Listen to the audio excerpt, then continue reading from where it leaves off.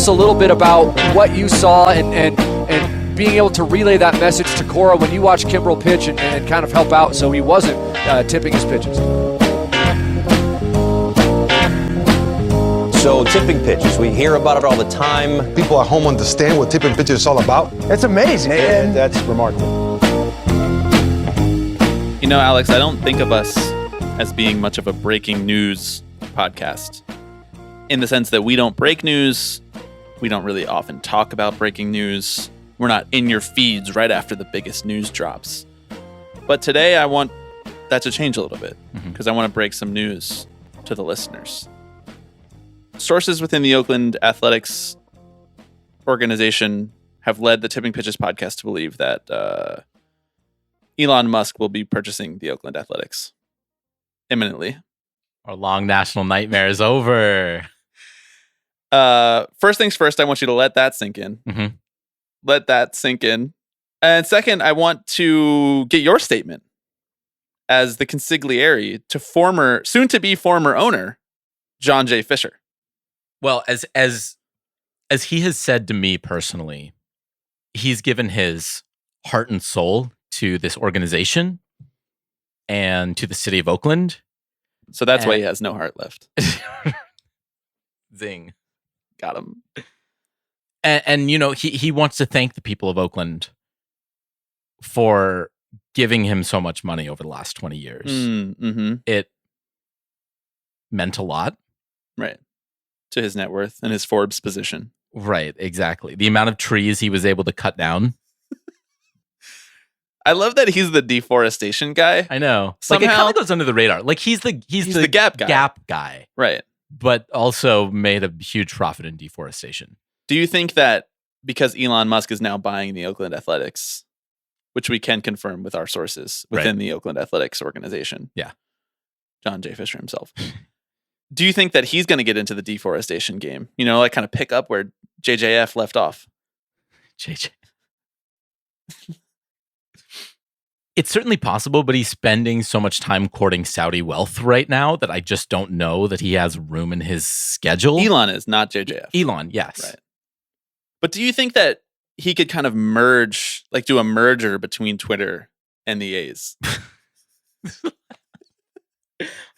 Two birds, one stone. Just take them both out. No, I mean, there's so much potential there.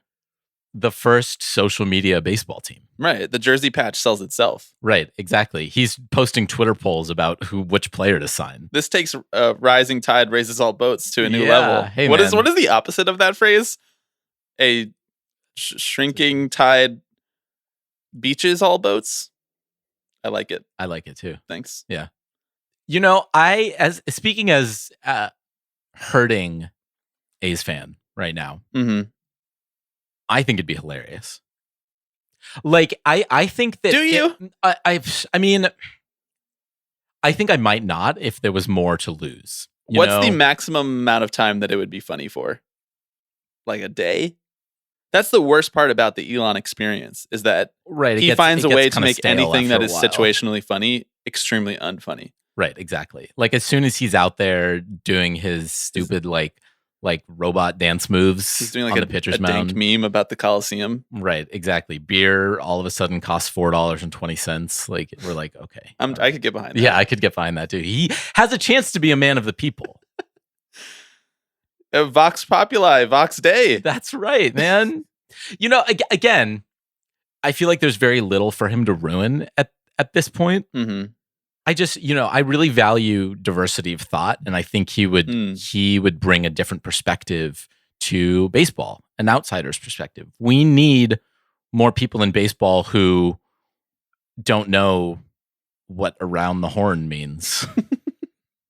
Do you think trading for every player who didn't get the vaccine is a better or worse team building strategy than trading all your guys before they hit arbitration? It's a great team building strategy. I think it's a pretty good. Serious? Yeah, I think that. Have you seen that roster? Exactly. That roster is elite. Yeah. That's a World Series contender. I mean, it's a little moot now, right? Because I feel like a lot of the guys who staked their claim early all of a sudden had playoff aspirations and were like, well. You mean like the anti-vax guys? Right, exactly. Or they signed extensions with the Atlanta Braves. That too. or Texas Rangers. I love it for you. I'm really happy. You know, your long national nightmare is over. Our long national nightmare is over, and now we have unlimited content. Shout out to Batting Around, who had it first. Elon Musk, owner of the Oakland Athletics. Last question. Is the Kelly Green jersey not cool anymore? That really... You know, my hope is that... Because there was a lot of speculation. So it'd be like if George W. Bush came into like a press conference wearing a members-only jacket. Be like, wait, were we wrong the whole time? There was a lot of speculation about who was on the actual jersey. Yeah, definitely no one. Or And it was a custom jersey. My hope, honestly, is that it was a Cole Irvin jersey so that he immediately experiences what it's like. Can you buy a Cole Irvin jersey?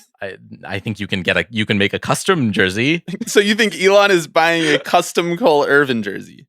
I feel like it's probably like Matt Chapman, you know, like a guy who hasn't been on the team for 2 years. Right. Like he got it at a 40% discount. Do we know if Dallas Braden and Elon Musk follow each other on Twitter? Because there's a possibility that it's a Dallas Braden A's jersey. There's a non-zero chance that they do follow each other. That's my theory. Dallas Braden, A's jersey. Dallas Braden conspicuously in our replies when I tweeted the photo of Elon wearing the A's jersey. So it's all bubbling up. Yep, it's all coming up. Tesla. The good thing is the A's already blow it up so often that like nothing really changes. Exactly. I can't wait for... I was going to make a good joke, but I can't name an A's pitcher now. To catch on fire when he's on the mound. Okay, time to do the rest of the podcast. We're going to talk about one team not selling, one team in the AL West not changing hands, as the Oakland A's have. We're going to talk about a very important company going bankrupt, allegedly. Then we're going to do some listener questions at the end. But before we do that, I am Bobby Wagner. I am Alex Baisley. And you are listening to Tipping Pitches.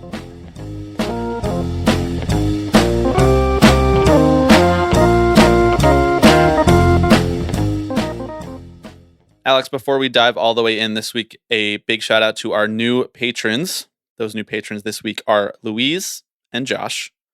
Speaking of the Patreon, the support of the Patreon has allowed us to do something very fun. And that is purchase a neon sign to put in our studio as we record. I wonder if people can tell that the energy in here is up because of the neon light behind Alex. Now we're real podcasters. The neon sign looks great. Please check our Twitter. And a quick shout out, a quick thank you to the folks over at Athlete Logos, who were great to work with in acquiring said neon sign. It's not actually neon. It's LED and plastic, but it looks damn good. It looks damn good. And you know what? If it falls, it won't crack and poison my dog while she's sleeping like a neon sign would. The bar is low, but it's still there. Well, the bar is low, but also there's a non-zero chance that it could fall based on the fact that Alex and I took 30 minutes to hang this sign before recording this podcast. Right, because the holes were slightly off. And so at this point, none of the holes are exactly right. And that's fine. We don't have carpentry skills. You know, you have a drill. That's about as far as it goes. Yeah. I don't even own one. So, okay. Alex, Artie Moreno. Yes. He's just not doing it. He can't go through with it. Gotta love him. He can't bring himself to give up his most prized possession. His most prized possession, the potential to buy the real estate surrounding the Los Angeles Angels Stadium and develop it. He's not selling the Angels. After all this time, this is the second team that was rumored to be up for sale that will not sell after the Washington Nationals were taken off of the market by the Lerners just a couple weeks ago. What happened? In your estimation, why isn't Artie Moreno selling the Angels? Do you believe Rob Manfred when he says that Artie Moreno just loves the game too much? Well, he's married to the game and he did not want to get a divorce. I want to give Artie the benefit of the doubt here. What they were going through was an exploratory process, right? To see if there were potential parties interested in purchasing the Los Angeles Angels, a multi-billion-dollar sports franchise. It was an exploratory process. And what they found is that Artie Moreno is still the best owner for the Los Angeles Angels. There was no guarantee he was going to sell, right? He came back and said, no, I'm still the best guy for this. He's recommitting. They're renewing their vows. You know, they were on the rocks. Exactly. And now they're taking a little vacation to Hawaii. Yeah, to do a little waterfall, to stand by a waterfall and renew their vows together. Exactly. Private, beautiful moment. He's back in for round. It's two Artie, two Moreno, you know? When this news came out, a lot of people were saying, a lot of people were intimating that maybe this means that the sale prices for these teams was not quite exactly what people were expecting, was not the overwhelming offers that you might have seen just a few years ago, for example. And that was quickly proven wrong by Sam Blum of The Athletic, who reported that there were at least 5 groups that had put in bids. I don't know if they formally put in bids or they suggested that they would put in a bid of over $2.5 billion, which would be the highest price that a MLB franchise ever sold for. The current record is Steve Cohen purchasing the Mets for a valuation of $2.4 billion. He already owned part of the team, so he didn't actually pay all of that in cash. But the offers that the at least 5 groups were in on for the Angels was valuing the franchise at $2.5 billion. Obviously, the Angels are not the most valuable franchise, and so maybe the franchise value of baseball teams has cooled off a little bit in the last couple of years doesn't really hold up. Notably, the Phoenix Suns just sold a few weeks ago for a valuation of around $4 billion to, I believe, billionaire insurance man. Not sure on that last part, whether he's an insurance man. Name is Matt Ishbia. Probably didn't make his money in a fun way for everybody else except for himself. So the value of franchises right now is not really the story here. The story is that Artie Moreno wants to hold on to the Angels, and it's up to us and the other people who care about this sort of thing to figure out why. And so I wonder what you think about that. I mean, I know that they said that Artie just feels like he's still the best man for the job and he really wants to turn this around and he wants to win a World Series. He bought the team just a couple of years, or the year after they won their World Series, which is really funny. Yeah. So what do you think? I have a couple theories, but I'm curious to hear what you have to say. I think the simple answer, which is, only one aspect of this, is that he recognizes that the line when it comes to team valuations goes up every year without fail, right? He could sell now, he could cash out, or he could do so in 5 years or 10 years and make even more money. And there may be some credibility to the fact that he's not getting as much as he wanted, right? As much as he saw the franchise as being valued, which is not to say that they are undervalued in the terms of the market. But it's possible he may have said, I can make another $200 million off of this. I think it's also worth noting, and we're going to talk about this in a little bit, there's a lot up in the air as it comes to MLB's streams of revenue, especially regarding local TV broadcast rights. And if any investors are skittish around that, around certain streams of income, he may very well say, you know what, I'm going to wait until the dust settles. And then I can come back to them and say, look, our streams of revenue are as strong as they've ever been, if not stronger, right? And maybe that's, by that point, MLB has set up its own profitable, blackout-free streaming model or something like that. I'm wondering your perspective, because I do think it's a combination of a lot of these factors and probably things that we don't even know about. The first thing that I thought of when I saw that Artie Moreno was not selling the Angels was that he was going to be able to make a deal to develop the area around Angel Stadium. The deal that was scuttlebutted by the fact that the mayor of Anaheim was wrapped up in an anti-corruption investigation by the FBI. And so that undid the deal, which people had a lot of opposition to because it was sort of done behind closed doors when it was supposed to be put up for a public bid to anybody who wanted to develop this area around Angel Stadium. My guess is he feels with a level of certainty that he will still be involved in that somehow, or the Angels will be able to benefit from that, even if he or the Angels or whatever don't actually end up owning this area around Angel Stadium. He thinks that it will add to the franchise value of the Angels. That was the first thing. The second thing is, I kind of feel like MLB expansion is coming in the next 5 years, because why would you sell your team if in 3 years they're going to expand Major League Baseball and the expansion fee that those teams have to pay nets each owner a $50 million check straight from the expansion group? And so you wait until after they expand, because then you cash that check and then you sell the team after that, or you start exploring selling the team after that. Now, that's like a little bit more hairy. That's a little bit more of a risk, because you don't know what expansion does to the value of each individual franchise. I mean, the laws of macroeconomics would tell you that the franchise values should drop for a few years, because the league won't be making significantly more revenue just from adding those two markets, but the scarcity of the product has now become a little less. You have two more franchises, then how are these franchises quite as valuable as they were when there was only 30?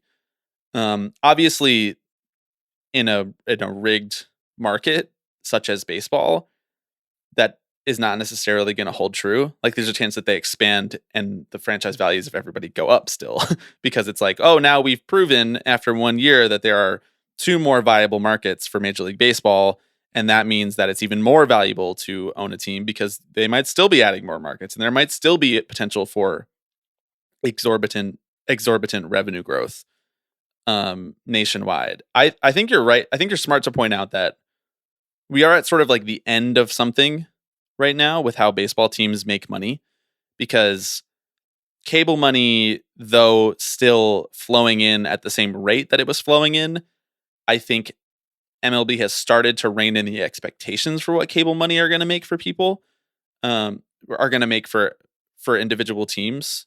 I mean, all of these teams have relatively good cable deals, but there is like legitimate anxiety, seemingly, from Rob and from the owners about what that looks like in the future. And so this blackout free streaming, I mean, there's a chance that that could be incredibly lucrative, in the same way that MLB Advanced Media set up MLB TV and then sold that platform as being at the vanguard of what live streaming could be like, or what a digital streaming platform could be like, the technology for that. If MLB is the first major sports league to figure out how to set up a business model and a tech platform that streams their games with no blackouts, and customers prove that they're willing to pay more money for that, well, then all of the other leagues might want to get involved in that too, and they might want to buy a stake in that sort of technology. So that's one element to it. And then also, what if these franchise values go through the roof because of sports betting? Like, more than they already have. That's like flush cash immediately, because of all of the deals that Major League Baseball teams are doing with these sports books and online gambling companies and that sort of thing. But if it becomes a sort of thing where it's like solidified as part of the regular year over year revenue of Major League Baseball teams reliably, the way that TV streaming, the way that cable rights are, the way that streaming is, the way that advertising and the way that ticket sales are, if there's like another head of that monster and it's sports betting, or if it's a sports book being in the parking lot next to the stadium, if you're Artie Moreno or if you're the Lerners, you kind of want to wait to get a piece of that before you sell. You know, you don't want to sell Apple before they invent the iPhone. So it's like, to me, it's a combination of factors. None of those factors are the interest in baseball teams is going down for investors. Yeah, I mean, I completely agree. I think that both owners and investors and Rob Manfred recognize that teams are a good investment now and for the long term. As you mentioned, the floodgates are probably about to open when it comes to the money that sports betting is going to bring in. And I don't know why every owner wouldn't want to have a piece of that. The only thing I can think of, and maybe my small, not billionaire brain simply can't understand this. Yeah, but you have the billionaire mindset, right? I mean, and that's what attracts a person like JJF. Has right? instilled in me. Yeah. Right. Artie Moreno's 76 years old. Like, just cash out, dude. You did what you needed to do. Do you know if Artie Moreno has like a like any kids that he has like a positive relationship with that he would want to pass this franchise on to, or do you think he just wants to like get some extra cash before he dies? I think he just wants the cash. He has kids, but I'm not sure that they have interest in running a baseball team. Do you think he would donate the Angels to the Republican National Convention? Well, what I was going to say is he could sell the team and just start a dark money fund, and elect. Do you think he doesn't have a dark money fund already? Yeah, but imagine what 2.4 billion would do to that. Speaking of dark money funds, there was a good story in Sports Illustrated this past week by Mark DeLucchi, who dove deeper into the Giants and their dark money and Charles B. Johnson's dark money campaigns and super PACs to fund far-right Republican candidates. He donated almost $4 million of dark money in the 2021 and 2022 election cycles. It's a lot of money. It's a lot of money, but it could be 40 million. This is what I'm saying, Artie. Not that I'm encouraging you to wield your unearned influence over our political system. But if it benefits the Angels fans, then right. Hey, the influence is already there. The last piece of this, honestly, is that I kind of feel like everybody is worried that we're about to go into a 5-year long recession. Right. And so what's a better asset to hold to sink your investment losses, your financial losses into than a sports team? Yeah. As we know from the ProPublica report last year or 2 years ago at this point, every sports owner, every billionaire sports owner just pretends like their baseball team loses hundreds of millions of dollars every year to the IRS. Yeah, it's great. And it's like, well, Artie Moreno's like, well, if my money that's tied up in the S&P 500 is going down, then I'm just going to sink that into the Los Angeles Angels. Mm-hmm. Yeah, who needs the Cayman Islands when you have a baseball team? Exactly. Major League Baseball is just the Cayman Islands of sports leagues. I love it. Speaking of losses to the tune of millions and millions and millions of dollars, Sinclair Broadcasting, the broadcasting conglomerate that owns Bally Sports, formerly Fox Sports Regional. This obviously we talked about this a lot on the show when this happened, but Fox Sports, local Fox Sports, was packaged together and sold to Sinclair Broadcasting, rebranded to Bally Sports, and all of the local cable channels that used to be Fox Sports South Florida, Fox Sports Ohio, Fox Sports wherever the fuck are now Bally Sports Florida or Bally Sports Ohio or whatever it might be. And that company, Sinclair Broadcasting, is now headed for bankruptcy. I don't believe that they have officially filed for bankruptcy yet, but it was reported in Bloomberg last week that they are having some money troubles. This is a big shit show, a really big shit show. And I don't know where MLB goes from here. I don't know what their move is. Is it to say to Bally Sports, oh, if you go bankrupt, you have to sell all of these rights back somewhere else? Who wants to buy, 10 local cable networks rights to stream Major League Baseball games?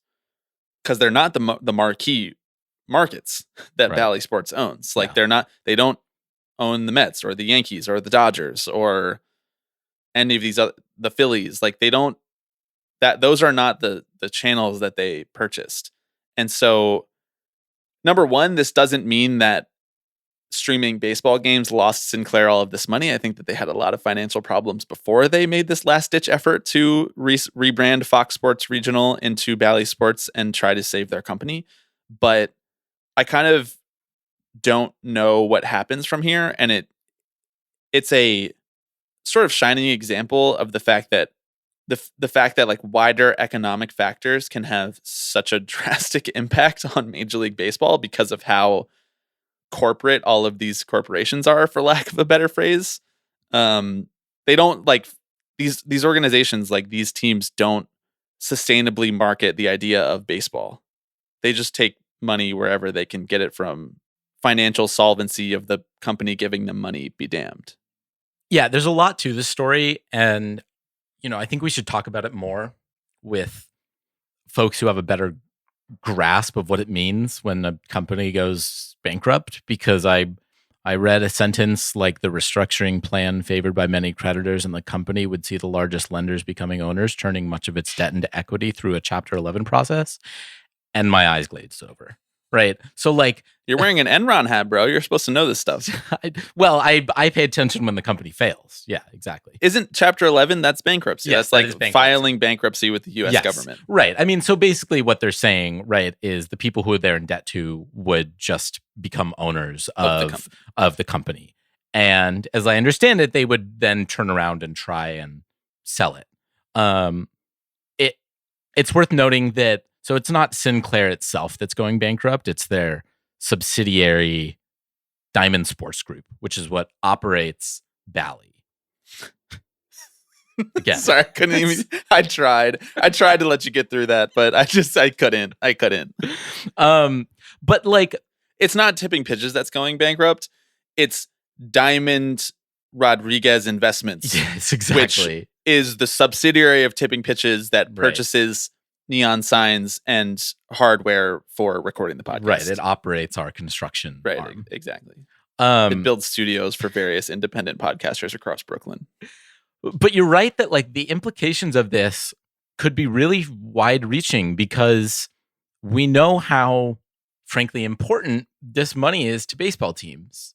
It brings the league more than $2 billion a year, as Craig Edwards, who used to write for Fangraphs, has done wonderful research on.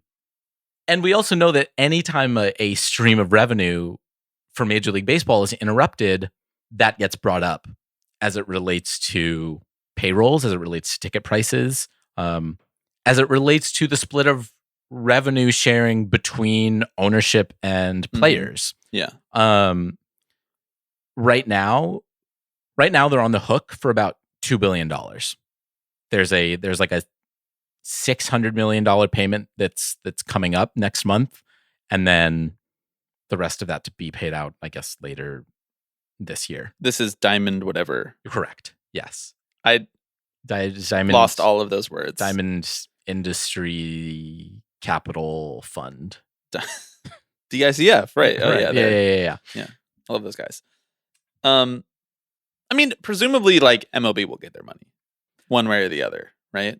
Or they'll tear up these contracts and sell them to somebody else. So that's the other thing, right? Is like it could disrupt a revenue stream, or it could accelerate free all of the teams who wanted to renegotiate their local cable deals anyway. Yes, exactly.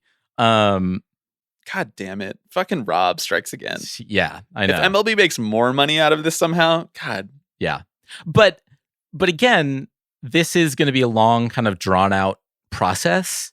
And I would be willing to go to the bank with the idea that some owners somewhere are going to use this as a reason why payroll's a little lower this year, or why minor league baseball players actually can't get as big of a cut as they thought they were going to get, because now each team has $60 million fewer dollars each year. And Daniel Epstein over in Baseball Prospectus did a really good write-up of just kind of the ripple effects that something like this would have. And he also has a great point up top about how, somewhat coincidentally, over the last couple years, Sinclair has spent roughly, I think, $2 billion on stock buybacks. Heard of those? You know, those things that give executives big payouts right before a company goes under? Man. That's dope. Yep. They stocked, buybacked Major League Baseball. Literally Major League Baseball. It's better than fucking doing it to airline consumers. Yeah, I mean, yeah. Right? Like, it's better than... I don't know. I am sure that this is just Sinclair not wanting to be in the live sports streaming game anymore. And so they purposely tanked that arm of the company so that they could fold it, file for bankruptcy for it, pawn it off to the people who own the debt, and write it off as a loss for the rest of the company, which is making fucking insane amounts of money on like local news channels to like warp the minds of 57-year-old men and women in middle America.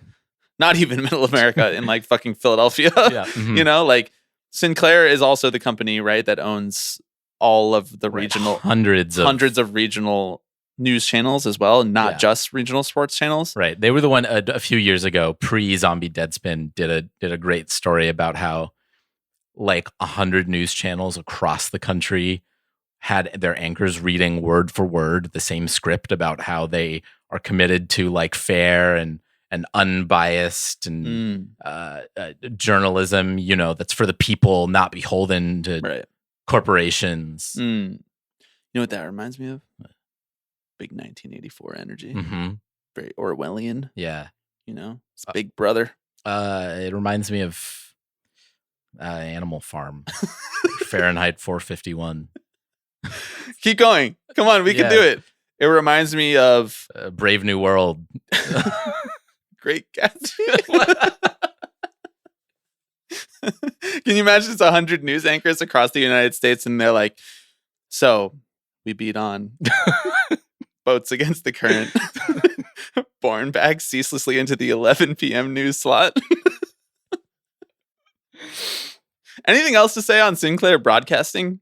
No, Do you think the CEO will come on this podcast and teach us how to file Title 11 bankruptcy for Diamond Rodriguez Investments? Right. How to commit stock buybacks to How do we stock buyback the Patreon? I think we need to figure out where we're pivoting first. Right? Like, are we sure that Patreon's not going to go out of business, by the way? I think they ran their CEO out because he was a clown. oh, really? Yeah. I mean, that's good, right? They ran him out because he's a clown. Yeah.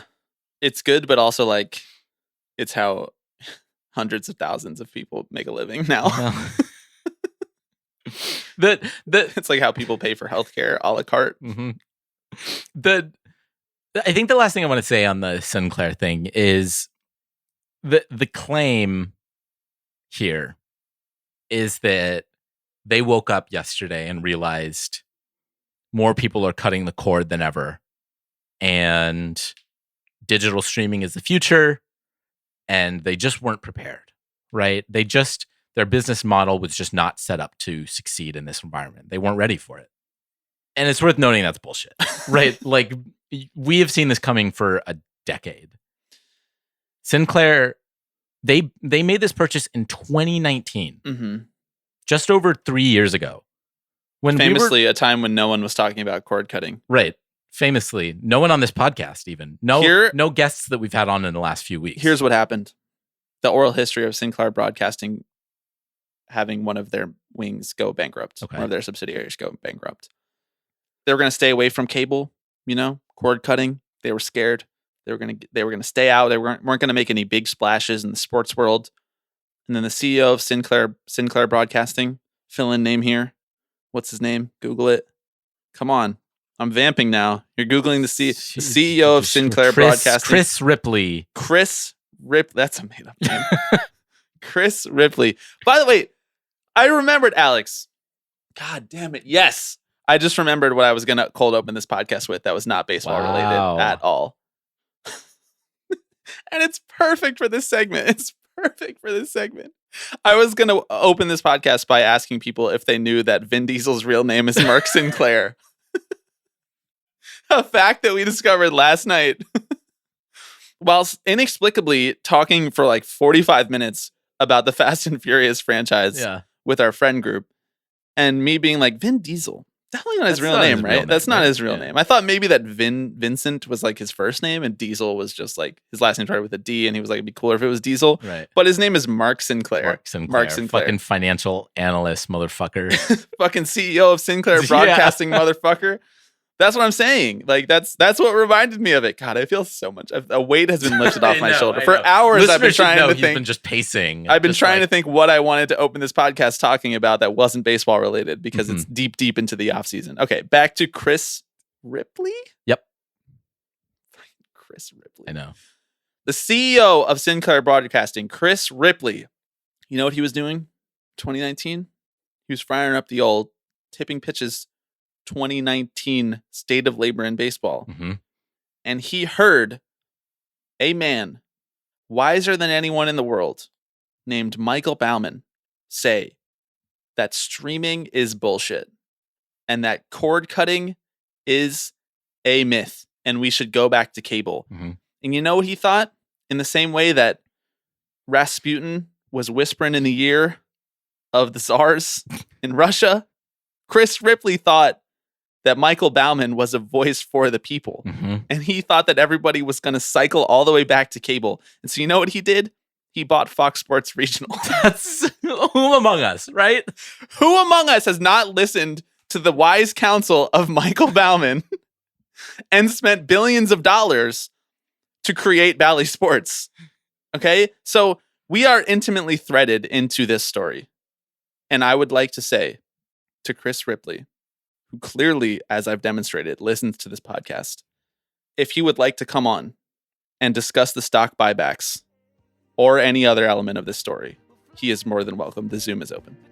Or he can come into the studio here. We can get him a third little share over there. He can observe the beauty of our new sign. Mm-hmm. I don't know how we got here. That being said, let's take a quick break and do some listener questions when we get back. How would I know you were thinking of me in the dream?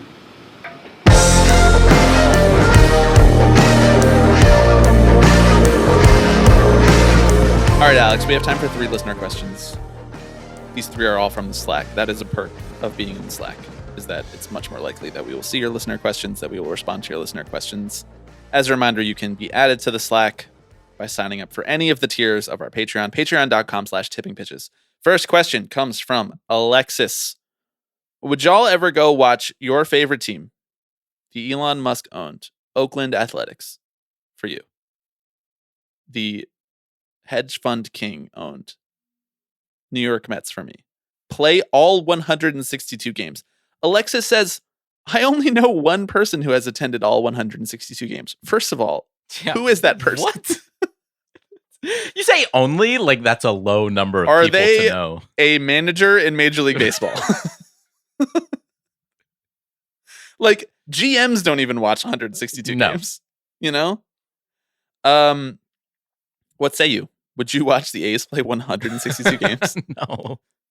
Would you watch the A's play like 50 games in person? Because the question is, go and watch the team. So you're in with person, the team, yes, for every game. I mean, so the premise of this question, I'm assuming that I don't being paid to do this, that I have no work obligations or I mean, your work obligation is this podcast. Well, right, exactly. So this podcast is paying me to go to 162 A's games. Well, right now it's paying you, but you're not going to any A's games. That's true. So what's the difference? I'm not trying to get hung up on. Are you trying to say that you can't live off your $500,000 salary that you get from this podcast? Is that what you're saying? Some leftist you are. Yes, exactly. That's why I'm advocating for the stock buybacks. Any update on whether or not you won the Alex Rodriguez contest? No update. No. The contest is over. Have a winner's been announced? Some shady dealings going on there.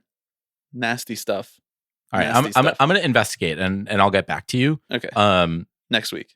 If one was going to do this, right. Because I think that there's a world in which, yeah, that's pretty fun. Hey, you take the summer off, go travel with your favorite baseball team. Sure. It sounds exhausting and I personally wouldn't do it, but I could do half the year, you know? Like every home game or like half the home games and half the away games? All I feel the away like games. An element of this question is that I feel like not enough people are acknowledging that half the games are not at home. Right. So you have to travel.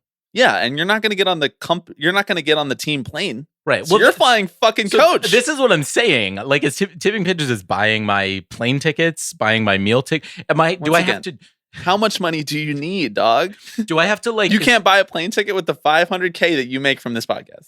Is this a supersize me thing where I also have to eat all my meals at the ballpark too? That's going to be so many garlic fries. We could make a really good documentary if we did this. Yeah. Just your mounting delusion of having to watch 162 A's games. One man's descent into madness. Bro, you could use Elon's jet to get from game to game. That's true. I do know where it is this very second. Don't say that. We're going to get this podcast is going to be banned from Twitter if you say that. The answer to this question is no way, dog. Mhm. No way. No way. Yeah. If the question was, could you watch 162 Mets games on TV in 1 year? The answer is yes, but like barely. Yeah. You know, like we are crazy about baseball. I would say we're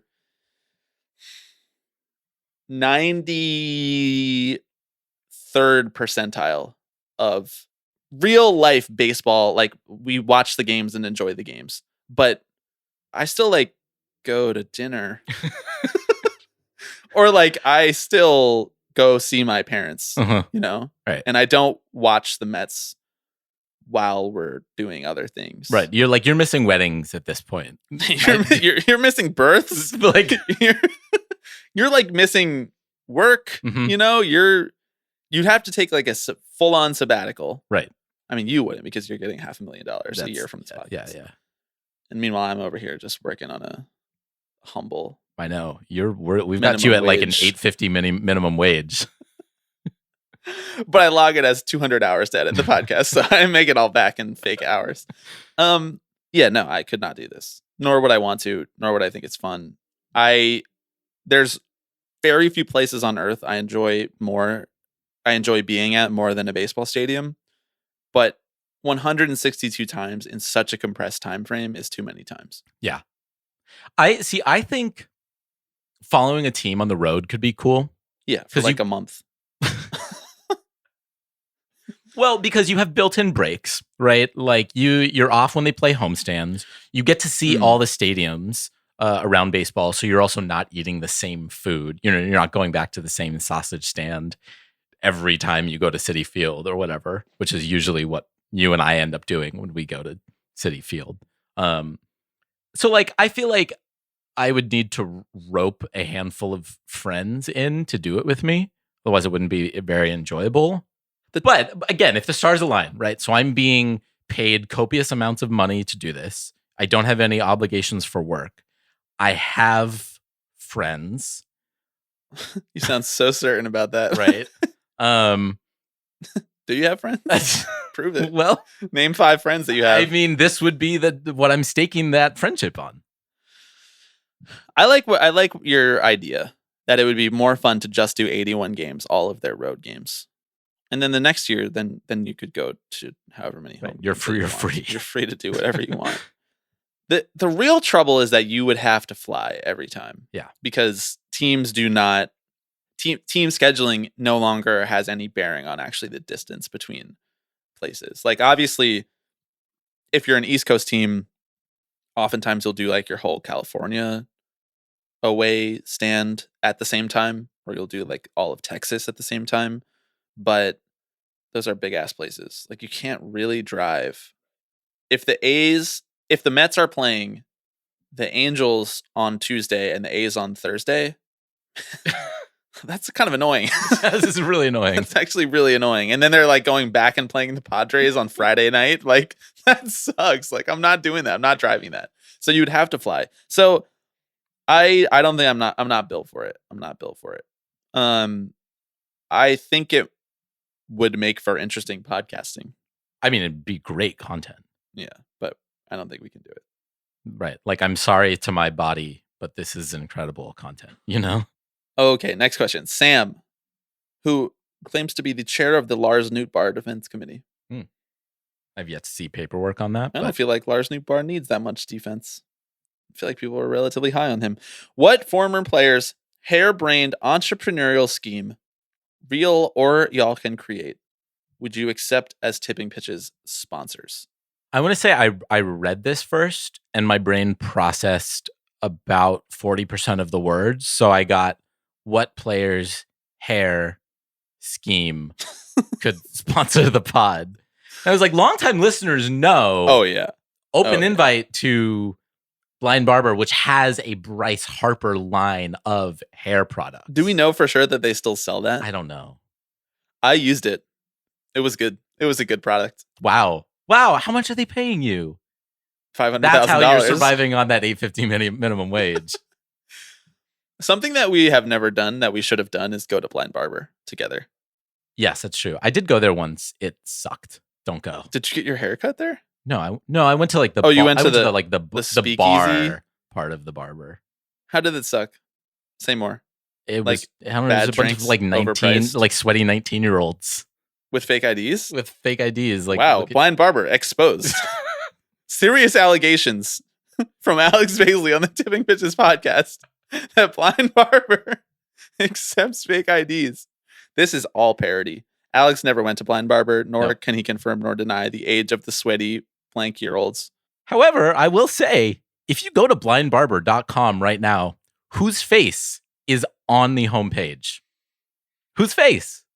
Two-time NL MVP? Two-time NL MVP Bryce Harper. That's right. That's You who. still got that collection, man. Can you buy me that? Yeah, I'll get you the 90 proof pomade. 90 proof, like it 90 has proof what? alcohol in Like- it? How much do these things run you for? Like, how much is a bottle of shampoo? Looks like it's about $18 for 12 ounces. It's kind of a lot. It's kind of steep, But if it makes me look like Bryce Harper, which is the guarantee. That is the blind barber guarantee. and that they'll serve you if you're under 21, I guess. It's so funny that you went there to buy alcohol, not to get your haircut. Aren't the haircuts like $80? Looking at the products here on the website, yes, probably. Can we talk about haircut costs now? Sure. Inflation's getting me. Yeah. I feel like as guys, we don't have a lot of room to complain about haircut costs. I'm doing it for. our haircuts like up from $23 to $27. My haircut's up from 30 to 40. Wow. But the thing is, I have too much anxiety to try a new place. Mm, I need to go back to my same people I know. because these are routines, and I base my life around Right. routines. The Eastern European men who blast house music and serve hard liquor when you walk in the door. Right. That's exactly the people that I want cutting my hair. Yeah, absolutely. I trust them with my fucking life. Every time I go in there, they're complaining about New York City traffic cops. Every time. The guy's like, he's like, every time I come in here, I have to run back outside and yell at a traffic cop and say, I park here every day. Welcome, brother. Like, they are down with the cause. Okay, all right. So we would let blind barber sponsor the pod, but to answer what the actual question was, Right. What former player's harebrained entrepreneurial scheme would you accept as Tipping Pitches sponsors? I mean, A-Rod Corp, obviously. We would let A-Rod take us public with a SPAC. Yeah. I don't know what we would do, right? what we would provide. I don't know. Yeah. We could be a podcast consulting company, a publicly traded podcast consulting company. Now we're coming up with our own harebrained schemes. Well, the harebrained entrepreneurial scheme is A-Rod Corp. Is A-Rod's right? Yeah. Right. What we do with it from there is up to us. I don't know that I'm familiar enough with former players' harebrained entrepreneurial schemes. I know. I mean, I was having to come up with my own for this. I would right? let Hunter Pence's Music Cat Cafe sponsor the podcast or Yes. whatever it was, like a video game. I think it was a video game cafe. Yeah. I would let that sponsor the pod. I don't know if any of you follow Joey Votto on Instagram, but he has a chess club that he goes to. So Joey Votto launched like a chess instruction app, right? The Queen's Gambit with Joey Votto. I would let them sponsor the pod. They can sponsor the pod. Or Ross Stripling's stock market investment app. What do you think? Flying a little too close to the sun? That one is going to be a no for me, dog. So yes, A-Rod. What? A-Rod already fucking does sponsor the podcast. What do you? That's His voice is in the outro of the pod. So like, I don't know what you're. Don't get all high and mighty with A-Rod on me now. But what I'm not convinced of is that Ross can really give me the ROI that Tipping Pitches listeners deserve. And so when I see proof of that, when I see proof that FinTech turns it around, I'll be okay with that. But now, FinTech is in the tank. Mm-hmm. What are you doing now, Ross? What are you buying low now on to pull yourself out of this nosedive that the market is in? Okay. He's buying Sinclair stock. What if, okay, wait. Okay. Hang with me here. Uh-huh. What if the richest player in Major League Baseball, I don't know who that is right now. I guess Max Scherzer, maybe? Like highest career earnings, whoever has the most money. What if they bought Bally Sports. Okay, wait. Stay with me here. Mm-hmm. Or what if the MLBPA bought Bally Sports? Is there anything illegal about that? I feel like no. And then they would own the main source of revenue for the owners, and they'd have them over a barrel Right. They're seizing the means of production, of content production. How much money do you really need to buy a bankrupt company? Like it would need to be a shell company because they would never sell to the MLB Players Association or to like Max Scherzer LLC. But like, I feel like they could pool their money together and get a couple billion, and the players could buy back the cable rights to Major League Baseball. We figured it out. We just nationalized baseball on the podcast. So right. So I think they'd need probably close to $9 billion. Shit. I mean, A-Rod can get that. A-Rod can get that. A-Rod could get that. We do know. No, he can't. He can't even get $250 million to make his payments for the Timberwolves. He's not even the money guy there. I know. $9 billion. You know, Ohtani's going to sign a $500 million contract. We're like 1/9 of the way there. Right, exactly. But sorry, we're 1/18 of the way there. But once he leaves the Angels, he'll no longer be playing on a Bally Sports network. Right. Will he want to do that at that point? Are you reporting that he's leaving the Angels? Yeah. Okay. I mean, Artie owns the team again. And he's going to go sign with the A's because of Elon? Because of Elon. Right. Would Ohtani being a huge muskhead be the most painful baseball player that you could discover that fact about? Like, imagine if he was just like, I love Tesla. Imagine if Shohei Ohtani was in the commercial for the Tesla truck. Well, I mean, like, we already kind of got a preview of that, right? Because he was one of the players who, yeah, but again, banned topic for 2022. He didn't know what that is. Yeah, you're right. He didn't know what that is. You're right. You're right. This is like when Kylian Mbappe took a photo with Eric Trump or whatever. Everyone was like, Kylian Mbappe doesn't know who that is. You know, I actually don't think he'd be the most disappointing person. Who would it be? Spencer Strider? Spencer Strider would be tough. You imagine he was like, he's actually the woke socialist billionaire. Right, Elon Musk. exactly. No, hear me out, guys. He's the one. He's the one. Yeah. He's the prince who was promised. We're off track. Back to harebrained entrepreneurial schemes that we would allow to sponsor the podcast. Is that all of them? Right. So we've got the A-Rod SPAC. We've got a Joey Votto chess app. We need to see Blind Barber. We need to see Ross's financials before moving forward. Right. We're not like MLB. We don't just blindly go into deals. No. I think that's a good start, but we are accepting applications. Yeah. If there are former players listening to this here podcast right now. Would you allow Derek Jeter to sponsor the pod? Like whatever his little deal is, his little production company, or like when he's still on the Players Tribune. Would you allow that harebrained entrepreneurial scheme to sponsor the podcast? I mean, they got money to burn, apparently. My next chapter, tipping pitches. How about if we go to other sports, would you allow Kevin Durant's media venture to sponsor the podcast? Kevin Durant's Oklahoma City Steakhouse. This episode of Tipping Pitches is brought to you by Steph Curry, the Curry Fours, right, by Under Armour.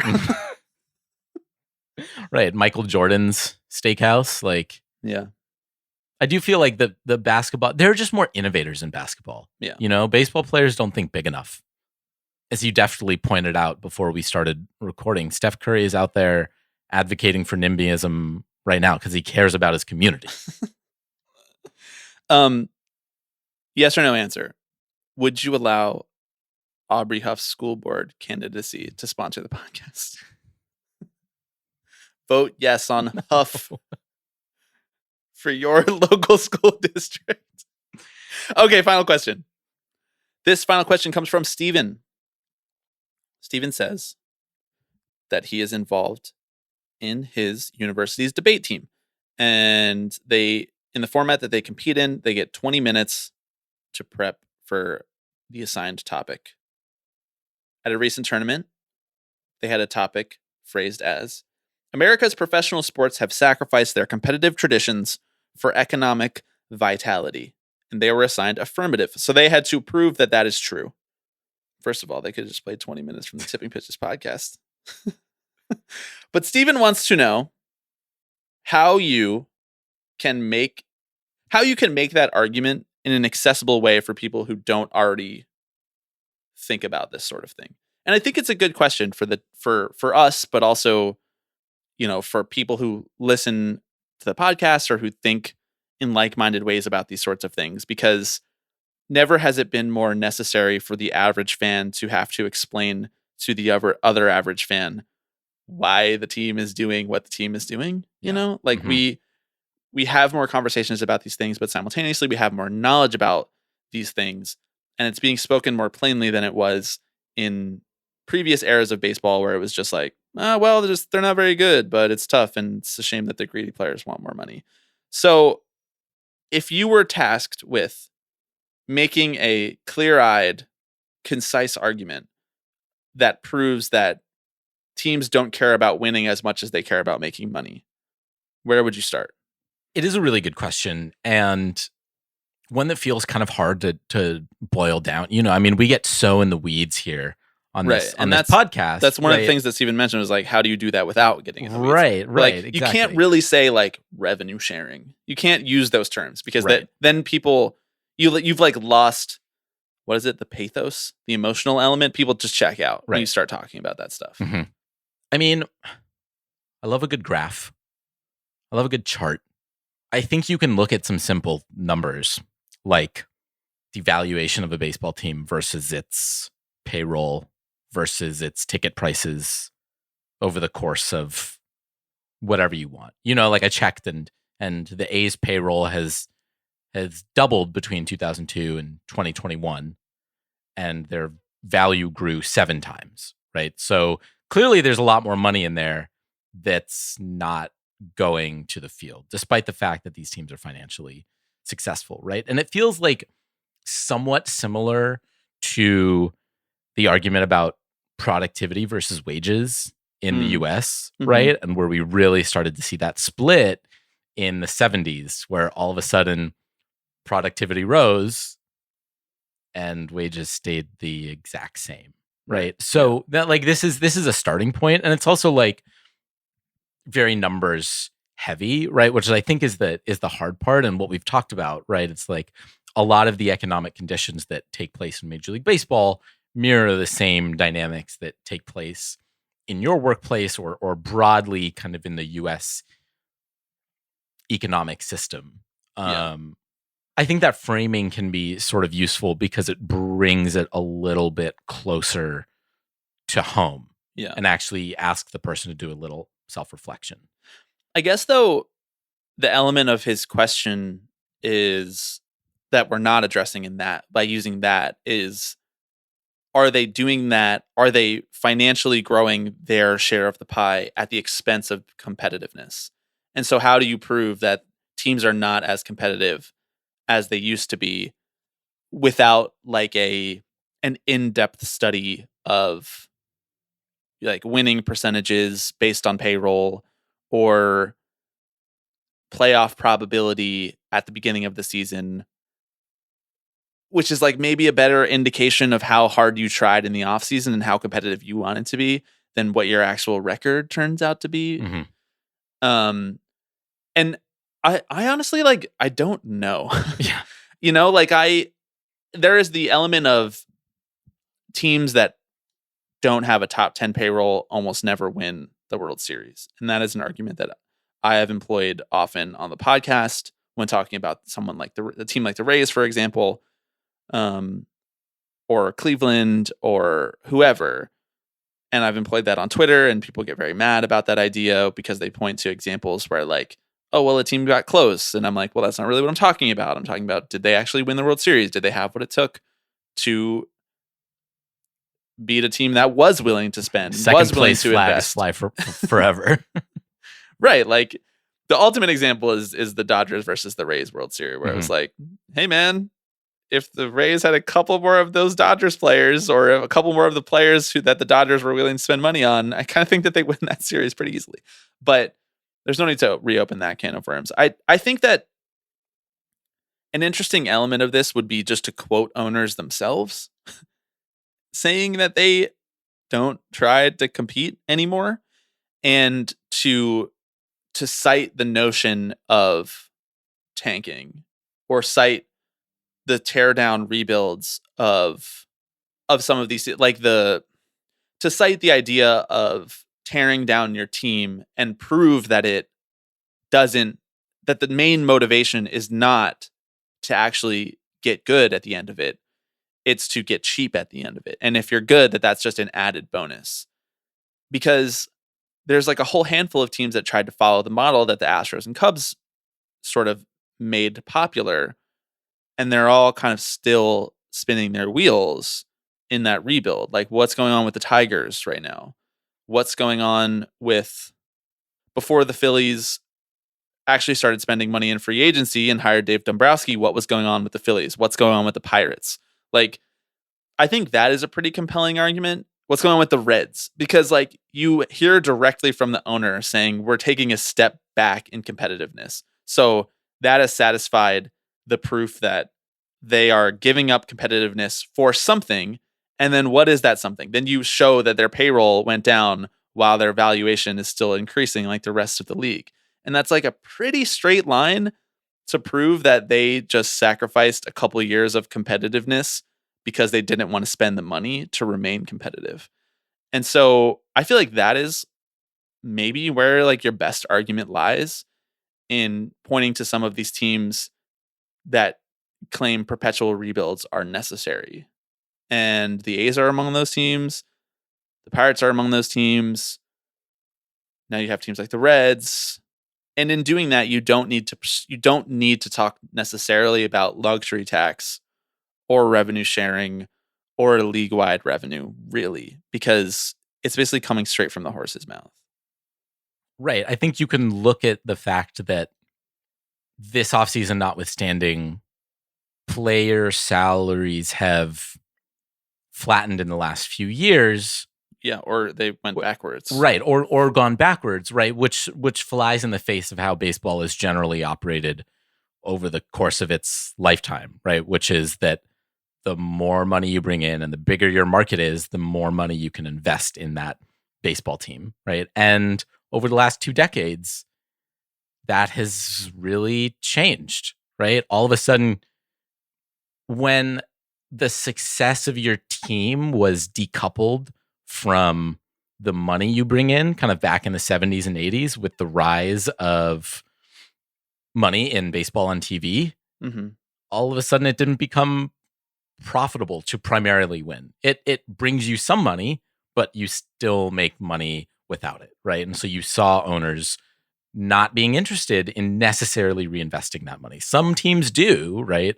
But a good share of the league pockets that money, which if you're interested in winning, like you wouldn't do, right? Like if I was an owner and I made more money than I expected to this year, I want to spend that on next year's baseball team to make an even better team, right? And that doesn't happen. Yeah. I mean, the easiest way would be to have the numbers for each individual team, like to have the revenue for individual teams and show the disparity between how much they make, how much they spend on payroll, and how good the team is. Like those 3 factors could pretty easily make this argument for you. I mean, road trip to Baltimore. John Angelos has an open invite for anyone who wants to see the financials. I mean, didn't that deadline pass already? I feel like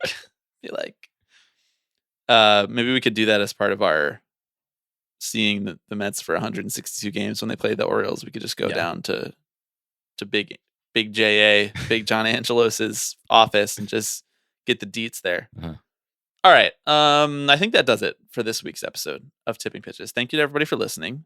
Thank you to everybody who is continuing to sign up for the Patreon.